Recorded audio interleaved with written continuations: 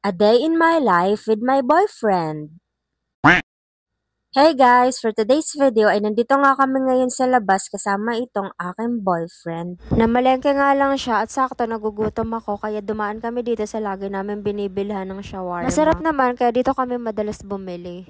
60, 80, 100, 150, 190 pesos nga lang yung price. And then, meron din sila ditong buy one, take one. Kaya nag-buy one, take one na lang din kami. 10 piso lang yung idadagdag namin. So, 110 nga lang, meron na kaming buy one, take one na shawarma. Kaya super sulit na rin. Malapit lang din to sa amin guys. Kaya kapag nakikrave ako, on the go talaga agad.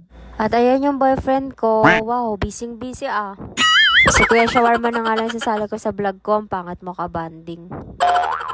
Nadamay patuloy si kuya na walang kaalam-alam. Sorry po, just kidding lang. Naglalakad na nga kami pa uwi dahil nakabili na kami. Dahil excited na rin akong kumain dahil ako'y gutom na talaga. Pagutom pa naman ako, sobrang sarap mang away. Tapos siya lagi yung target ko. Diba? Diba, lutang? Pauwi na kami guys. Ay, nandito na nga kami sa bahay. Kaya let's eat shawarma. Kain po tayo.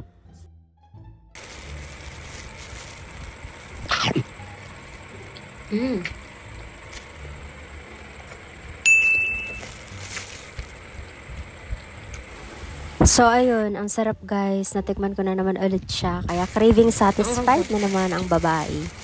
Kasi pinalagyan ko talaga ng spicy. Pag hindi kasi maanghang feeling ko, wala nang amoy. Hindi masarap yung kinakain ko. Ewan ko ha kung ako lang ganyan. For me kasi, nahilig ako sa spicy. So, ayun yung ano niya. So, ayun. Ubusin ko muna to. And thank you for watching. See you on my next mini vlog. Tara, kain! Bye!